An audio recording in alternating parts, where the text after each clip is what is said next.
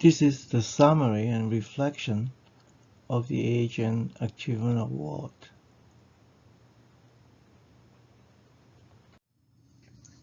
Thank you, Kaipa, for this prestigious award. It is a great honor to be part of Kaipa, to be able to work closely with all of you. This award gives me a chance to look back of my past. I will start from the beginning. My ancestor came from Shandong, Xi'an, and Hainan. My father, Fu Hong, moved to Malaya, Brunei, and I studied in Taiwan, then to US. Along my journey, I am blessed to be surrounded by smart and caring friends like here in Kaipa. I am thankful that I can stand on their shoulders, look afar, and enjoy what I have today. Perhaps it's easier to explain this way. In year 1100 BC, 109 generations ago, my ancestor Zhou Gong gave his lordship of Lu, today's Shandong, to his son. This is where Qingdao beer comes from, and Confucius was born about 500 years later. In the middle, 221 year BC, 74 generations ago, Jia was a minister holding the seal for the emperor. Because of his position, his family name was changed to Fu. Somewhere near the Terracotta Army, he may be guarding the emperor's seal near the Qin Shi Huang, the first emperor of Qin. On the left, in year 1025, 32 generations ago, General Fu Youcheng, with the title Lord of 10,000 Households, was sent to govern Hainan. There were 4 Fu generals sent to Hainan at different times. They loved Sanya so much, so they decided to stay. Just kidding. Opportunity and resources are not created equal for everyone. Like the poem by Robert Frost, The Road Not Taken. We pick one and make the best of the journey. Following are a few examples of that of Fu family and a few roads I ventured. In the middle, Fu family was prominent around Song dynasty, called Jia Yixing. In Song, there were several emperors, kings, and many powerful generals. After General Fu Youcheng went to govern Hainan, his offspring flourished and is now the 5th most common name in Hainan. But in this remote island, during the times, they also lost the chance of participating in the big stages of Chinese history. On the right, my father was uprooted to Malaya during the Japanese invasion with little resources. He made the best use of all the little opportunities came his way, as recorded in his autobiography. He became an architect and was one of the key persons responsible for building this iconic Sultan Omar Ali Saifuddin Mosque of Brunei, built in the 1950s. On the left, I'm here number 9 in the new unified Fu generation poem.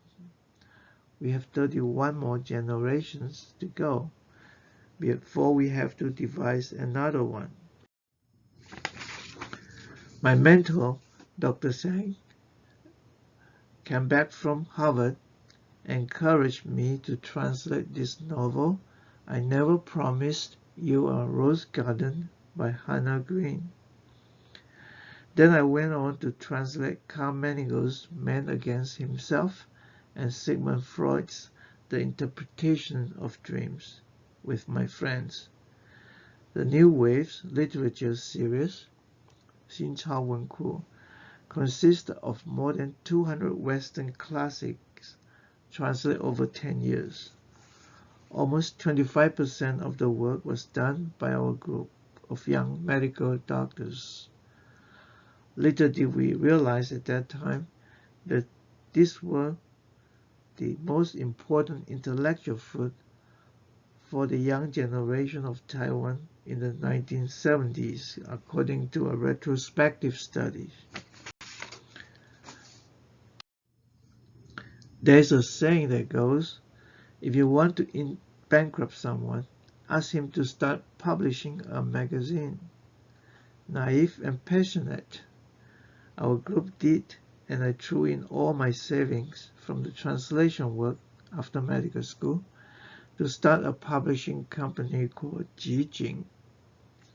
On the right, we publish Medicine Today for physicians, Health World for the general public. Sadly, the saying is true. We did head towards bankruptcy in this new digital world, but not before winning multiple awards and 40 years later. On the left, in collaboration with Kaipa, CCPH, and reporter Ms. Eva Pan, Dr. Tao, and Dr. Leong, we published 146 weekly health articles in the World Journal Sunday Magazine. They were started in 1998 and later collect them together in this book in support of CCPH for the mission to improve our community health.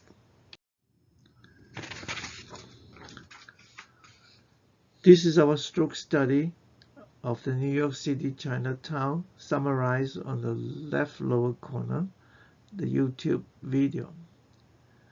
Chinatown residents have a 45% higher risk of young stroke and a higher incidence of intracerebral hemorrhage than any other U.S. communities. Stroke is only a small part of the health disparity iceberg that Kaipa is working on to improve. America has over 4% of the global population and exert a tremendous influence on the world. Asians occupy also 4% of the American population.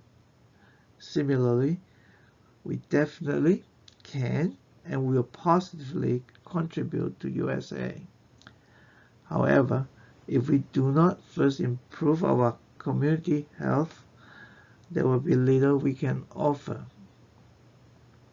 One of the Kaipa camps, our sister organization, and FCMS, Federation of Chinese American and Chinese Canadian Medical Societies missions, is to improve the health of our communities, and I'm very proud to be closely associated with them. To echo Dr. Lu's motto, United we stand, I'd like to add, united we can contribute. It is a great privilege to be a doctor. Patients rely and share their health information with us, and even count on us to make their life and death decision. These two composite photos of my two articles is focused on medical humanity. There are a lot of twists and turns in life, like in the picture on the right. Yogi Bear once said, "The game is not over until it is over. There's always hope." I wish these writings inspire my patients to hang on, like this squirrel in the middle. Everyday life can be treacherous, dangerous, and full of uncertainty. On the right, this poor groundhog is hanging on a floating time bomb. If the automatic pool cleaner switch turns on, it will end up drowned. In the left, I was in Auckland during a FCMS meeting, admired the red border brush flowers, when I heard a distress tweet. It was a sparrow entangled by a thread and was hanging from a branch. I untied the knot, it rested, then flew away. I was fortunate to be there at the right time and offer the critical little help. I post this on my serendipity blog to remind me of life's uncertainty, and a small help at the right time can go a long way. Same can be seen in the course of illness. This poem is about a dream, published in my blog. The room is packed with lots of lacquer boxes labeled Invisible Wonders. Quickly I grabbed as much as possible so I can present everyone with a box of wonder. Suddenly I woke up. There was just an empty box, and to fill it with happiness and joy, I have to work hard on it. Kaipa's success do not just fall from the sky.